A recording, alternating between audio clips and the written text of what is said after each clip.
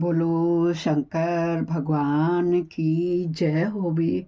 शिव परिवार की जय होवे। जोता वाली माता तेरी सदा ही जय होवे। सभी शिव भक्त प्रेमियों को मेरे चैनल से मेरा हर हर हर महादेव। आइए शिव पुराण में प्रवेश करने से पहले हम सभी देवताओं का आवाहन करें। गजाननं भूतगणादिसेवितं कर्पूरजम्बूफलचारुभक्षणं उमासुतं शोकविनाशकारकं नमामि विघ्नेश्वरपादपङ्कजं नीलाम्बुश्यामलकोमलाङ्गं सीतासमारूपितवामभागं पाणौ महासायं चारुचापं नमामि रामं रघुवंशनाथं कर्पूरगौरं करुणावतारं संसारसारं भुजगेन्द्रहारं सदा वसन्तं हृदयारविन्दे भवभवानी सहितं नमामि। त्वमेव माता च पिता त्वमेव बन्धुश्च सखा त्वमेव विद्या द्रविणं त्वमेव सर्वं मम देवदेव। गुरुर्ब्रह्मा गुरुर्विष्णु गुरुर्देव महेश्वर गुरु साक्षात् परब्रह्म तस्मै श्री गुरुवे नमः। आनंदी आनंद कर सब संकट दूर जो सेवक शरण पड़े सदा रहे भरपूर। तुम दाता हम मांगता दिया तुम्हारी खाए तुम ऐसी जगत माता छोड़ और कहाँ जाए।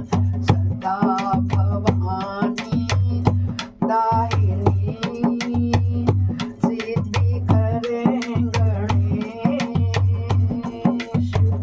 पंचदेव रक्षा करें ब्रह्मा विष्णु महेश। सर्वे भवन्तु सुखिनः सर्वे सन्तु निरामया सर्वे भद्राणि पश्यन्तु मा कश्चित् भाग्यवित्। ओम नमः शिवाय बोलो नमः शिवाय जय नमः शिवाय जय नमः शिवाय जय नमः शिवाय जय नमः शिवाय जय नमः शिवाय जय नमः शिवाय। हम कथा सुनाते हैं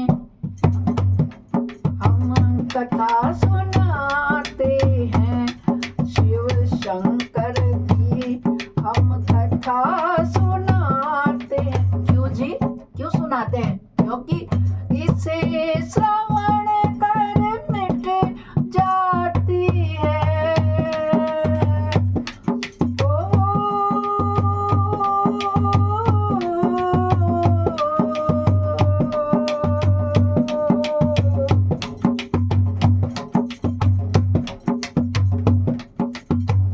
जिसे श्रवण कर मिट जाती है जन्म जन्म की व्यथा वही है शिव शंकर की कथा। यही है भोले बाबा की कथा यही शिव शंकर की कथा यही है भोले बाबा की कथा। ओम नमः शिवाय ओम नमः शिवाय ओम नमः शिवाय ओम नमः शिवाय ओम नमः शिवाय बोलो नमः शिवाय जय नमः शिवाय जय नमः शिवाय नमः शिवाय ओम नमः शिवाय नमः शिवाय ओम नमः शिवाय ओम नमः शिवाय ओम नमः शिवाय ओम नमः शिवाय ओम नमः शिवाय। बोलो शंकर भगवान की जय होवे। भक्तों, कल हमने महापुराण के कोटि रुद्र रूप संहिता के सप्तम अध्याय तक अध्ययन किया था। याद है आप लोगों को? आज हम अष्टम अध्याय में प्रवेश करेंगे।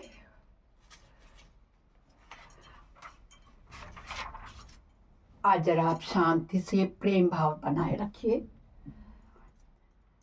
9, 10, 11, 12, 13, 14 तक अध्ययन करेंगे, छोटे छोटे हैं। रो शंकर भगवान की जय होवे, जय जय भोलेनाथ तेरी सदा ही जय होवे। प्रथम ज्योतिर्लिंग सोमनाथ के प्रादुर्भाव की कथा होगी और उसकी महिमा का वर्णन बताएंगे। समझ रहे हैं आप लोग? सबसे पहला जो सोमनाथ का ज्योतिर्लिंग है उसके कैसे प्रादुर्भाव हुआ और उसकी महिमा का वर्णन। बोलो शंकर भगवान की जय। तदंतर कपिला नगरी के कालेश्वर, रामेश्वर आदि की महिमा बताते हुए सूत जी ने समुद्र के तट पर स्थित गोकर्ण क्षेत्र के शिवलिंगों की महिमा का वर्णन किया। फिर महाबल नामक शिवलिंग का अद्भुत महात्म्य सुनाकर अन्य बहुत से शिवलिंगों को विचित्र महात्म्य कथा का वर्णन करने के पश्चात ऋषियों के पूछने पर वे ज्योतिर्लिंगों का वर्णन करने लगे। सूत जी बोले, क्या बोले ब्राह्मणों से? हे ब्राह्मणों, मैंने सदगुरु से जो कुछ सुना है वह ज्योतिर्लिंगों का महत्व तथा उनके प्राकट्य का प्रसंग अपनी बुद्धि के अनुसार संक्षेप से ही सुनाऊंगा। तुम सब लोग सुनो। मुने, ज्योतिर्लिंगों में सबसे पहले सोमनाथ का नाम ज्योतिर्लिंग आता है। अतः पहले उन्हीं के महात्म्य का सावधान होकर सुनो। मुनीश्वरों, महामना प्रजापति दक्ष ने अपनी अश्विनी आदि 27 कन्याओं का विवाह चंद्रमा के साथ किया था। हमने आपको पहले बताया था, ये याद है किसी को? फिर से पढ़ लीजिएगा। सावन से शुरू हुआ है या प्रथम अध्याय से पढ़ते जाइएगा, डेट वाइज क्रम से दिया गया है। चंद्रमा के साथ किया था। दक्ष ने चंद्रमा को स्वामी के रूप में पाकर वे दक्ष कन्याएं विशेष शोभा पाने लगी तथा चंद्रमा भी उन्हें पत्नी के रूप में पाकर निरंतर सुशोभित होने लगे। उन सब पत्नियों में भी जो रोहिणी नाम की पत्नी थी, एकमात्र वही चंद्रमा को जितनी प्रिय थी उतनी दूसरी कोई पत्नी कदापि भी प्रिय नहीं हुई। इससे दूसरी स्त्रियों को बड़ा दुख हुआ। वे सब अपने पिता के शरण में गई। वहां जाकर उन्होंने जो भी दुख था उसे पिता को निवेदन किया। द्विजो मनो ब्राह्मणों। वह सब सुनकर दक्ष भी दुखी हो गए और चंद्रमा के पास आकर शांति पूर्वक बोले। दक्ष ने कहा, चंद्रमा से क्या कहा? हे कलानिधे, कलाएं दिखाते हैं ना वो, इधर देखा आपने, 15 दिन धीरे धीरे धीरे बढ़ते हैं और गोल पूर्ण चंद्रमा को प्राप्त होते हैं और फिर धीरे धीरे धीरे धीरे कम होते हैं तो अमावस्या हो जाते हैं, बिल्कुल अंधकार धरती हो जाती है। तो वो बोलते हैं, हे कलानिधे, तुम निर्मल कुल में उत्पन्न हुए हो। तुम्हारे आश्रय में रहने वाली जितनी स्त्रियां उन सबके प्रति तुम्हारे मन में न्यूनाधिक भाव क्यों है? तुम किसी को अधिक किसी को कम क्यों प्यार करते हो? अब तक जो किया सो किया, अब आगे फिर कभी ऐसा विषमता पूर्वक बर्ताव तुम्हें नहीं करना चाहिए। कौन कह रहा है? दक्ष कह रहे हैं। अपनी पुत्रियों की बात कहने पर उनसे कह रहे कि तुम्हारे तो सभी स्त्रियां बराबर हैं, क्योंकि उसे नरक देने वाला बताया गया। अपनी स्त्री को जो प्यार नहीं देता है, कम करता है, उसको नरक मिलता है। मैं नहीं कहती, पुराण कहते हैं। सूत जी कहते हैं, महर्षियों, अपने दामाद चंद्रमा से स्वयं ऐसी प्रार्थना करके प्रजापति दक्ष घर को चले गए। उन्होंने पूर्ण निश्चय हो गया था कि अब फिर आगे ऐसा कभी नहीं होगा, पर चंद्रमा ने प्रबल भावी से विवश होकर उनकी बात नहीं मानी। क्या किया? चंद्रमा ने उनके पिता की बात को नहीं माना। वे रोहिणी में ही इतना आसक्त हो गए थे कि दूसरी किसी पत्नी को कभी आदर ही नहीं करते थे। इस बात को सुनकर दक्ष दुखी हो गए। फिर स्वयं आकर चंद्रमा को उत्तम नीति से समझाने और न्यायोचित बर्ताव के लिए प्रार्थना करने लगे। दक्ष बोले, हे चंद्रमा सुनो, मैं पहले अनेक बार तुमसे प्रार्थना कर चुका हूँ, फिर भी तुमने मेरी बात नहीं मानी, इसलिए आज तुम्हें शाप देता हूँ कि तुम्हें क्षय का रोग हो जाएगा। सूत जी कहते हैं, दक्ष के इतना कहते ही क्षण भर में चंद्रमा क्षय रोग का ग्रस्त हो गया। उनके क्षीण होते ही उस समय सब और महान हाहाकार मच गया। सब देवता और ऋषि कहने लगे, हाय हाय, अब क्या करना चाहिए? चंद्रमा कैसे ठीक होंगे? मुने, इस प्रकार दुख में पड़कर वे सब लोग विह्वल हो गए। चंद्रमा ने इंद्र आदि सभी देवताओं तथा ऋषियों को अपनी अवस्था सूचित की। तब इंद्र आदि देवता तथा वशिष्ठ आदि ऋषि ब्रह्मा जी की शरण में गए। उनकी बात सुनकर ब्रह्मा जी ने कहा, देवताओं, जो हुआ सो हुआ, अब वह निश्चय ही पलट नहीं सकता है, क्योंकि शाप अगर एक बार निकल गया तो फिर वो ठीक नहीं होता है दोस्तों। अतः उसके निवारण के लिए तुम्हें एक उत्तम उपाय बताता हूँ, आदर पूर्वक सुनो। चंद्रमा देवताओं के साथ प्रभास नामक शुभ क्षेत्र में जाए, वहां मृत्युंजय मंत्र का विधि पूर्वक अनुष्ठान करते हुए भगवान शिव की आराधना करें। अपने सामने शिवलिंग की स्थापना करके वहां चंद्रदेव नित्य तपस्या करें। इससे प्रसन्न होकर शिव उन्हें क्षय रहित कर देंगे। ये शंकर ही तो है सब बीमारियों को दूर करने वाले हैं। बड़ी से बड़ी बीमारी जो कोई डॉक्टर ठीक नहीं कर पाता है, शंकर के शरण में चले जाओ, तुरंत ठीक होता है। मृत्युंजय का जाप एक ऐसा जाप है जो कि हमें सारे कष्टों से दूर कर देता है। तब देवताओं तथा ऋषियों के कहने से ब्रह्मा जी की आज्ञा अनुसार चंद्रमा ने वहां 6 महीने तक निरंतर तपस्या की। मृत्युंजय मंत्र से भगवान वृषभध्वज का पूजन किया। 10 करोड़ मंत्र का जप और मृत्युंजय का ध्यान करते हुए चंद्रमा वहां स्थिर चित्त होकर लगातार खड़े रहे। उन्हें तपस्या करते हुए देख भक्त वत्सल भगवान शंकर प्रसन्न हो गए और उनके सामने प्रकट हो गए और अपने भक्त चंद्रमा से बोले। शंकर जी क्या बोले? हे चंद्रेश्वर, तुम्हारा कल्याण हो, तुम्हारे मन में जो अभिष्ट है वह वर मांगो, मैं प्रसन्न हूँ, तुम्हें संपूर्ण उत्तम वर प्रदान करूंगा। तो चंद्रमा बोले, हे देवेश्वर, यदि आप प्रसन्न हैं तो मेरे लिए क्या असाध्य हो सकता है। तथापि प्रभु शंकर, आप मेरे शरीर के इस क्षय रोग का निवारण कीजिए, मुझसे जो अपराध बन गया है उसे क्षमा कर दीजिए। शिव जी ने कहा, चंद्रदेव, एक पक्ष में मैंने बताया ना, अभी पहले जो बताया अब आ गया, एक पक्ष में तुम्हारी कला क्षीण क्षीण और दूसरे पक्ष में फिर वह निरंतर बढ़ती जाएगी। बोलो शंकर भगवान की जय हो। तदंतर चंद्रमा ने अपनी भक्ति भाव से भगवान शंकर की स्तुति की। इससे पहले निराकार होते हुए भी वे भगवान शिव का फिर साकार हो गए। देवताओं पर प्रसन्न हो उस क्षेत्र के महात्म्य को बढ़ाने तथा चंद्रमा के यश का विस्तार करने के लिए भगवान शंकर उन्हीं के नाम पर वहां पर सोमेश्वर नाम से कहलाए। कहाँ? प्रभास क्षेत्र में, ठीक है। और सोमनाथ के नाम से तीनों लोकों में विख्यात हुए। ब्राह्मणों, सोमनाथ का पूजन करने से वे उपासक के क्षय तथा कोढ़ आदि जितने भी रोगों का होता है नाश कर देते हैं।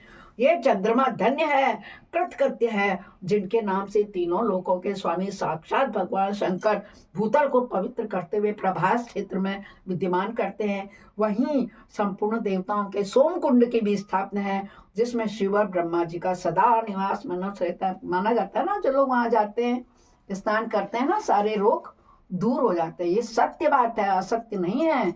हमारे धार्मिक ग्रंथों में जो भी लिखा गया है वो एकदम 100% सत्य होता है।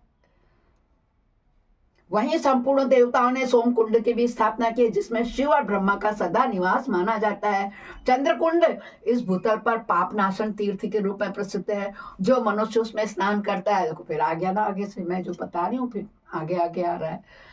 जो मनुष्य उसमें स्नान करता है वह सब पापों से मुक्त हो जाता है। 6 आदि असाध्य रोग होते हैं जो वे भी सब उस कुंड में 6 मास तक स्नान करने से मात्र नष्ट हो जाते हैं। मनुष्य जिस फल के उद्देश्य से उस उत्तम तीर्थ का सेवन करता है उस फल को सर्वथा प्राप्त कर लेता है, इसमें कोई भी संशय नहीं है। चंद्रमा निरोग होकर अपना पुराना कार्य संभालने लगे। इस प्रकार मैंने सोमनाथ की उत्पत्ति का सारा प्रसंग सुना दिया है मुनीश्वरों। इस तरह सोमेश्वर लिंग का प्रादुर्भाव हुआ है। जो मनुष्य सोमनाथ के प्रादुर्भाव की इस कथा को सुनता है अथवा दूसरों को सुनाता है वह संपूर्ण अभीष्ट पाता है और सब पापों से मुक्त हो जाता है। बोलो शंकर भगवान की जय होवे। जय जय भोलेनाथ, सोमेश्वर नाथ की जय होवे। ज्योतिर्लिंगों का महत्व है ये यहाँ सोमनाथ का बताया गया है।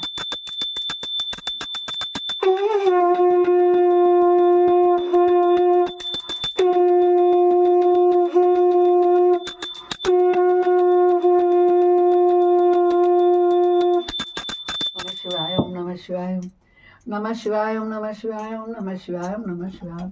अपराध सहस्राणि क्रियन्ते अनिशम्या दास्वामिति माम त्वां क्षमस्व परमेश्वर। आवाहनं न जानामि विसर्जनं पूजां च न जानामि क्षम्यतां परमेश्वर। मंत्रहीनं क्रियाहीनं भक्तिहीनं सुरेश्वर यद पूजितं मया देव परिपूर्णं तदर्थ में। मंत्रहीनं क्रियाहीनं भक्तिनं सुरेश्वर यद पूजितं मया देव परिपूर्णं तदस्मि। हे शंकर भगवान, हम सभी लोगों के जो इस कथा को सुनता है, सुनेगा या बार बार सुनेगा, उसके सारे सभी शारीरिक कष्टों को दूर करेंगे।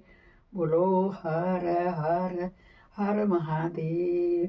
पाप हर, कष्ट हर, संकष्ट हर, कर सभी समस्याओं का हर। ऐसे शिव शंकर भगवान की जय होवे, जय जय होवे, जय होवे। भक्तों, आइए शिव परिवार के दर्शन कीजिए। बोलो शंकर भगवान की जय। कल फिर मिलते हैं इसके आगे 15वें अध्याय पर। तब तक के लिए सबको ओम नमः शिवाय। सभी का दिवस शुभ हो।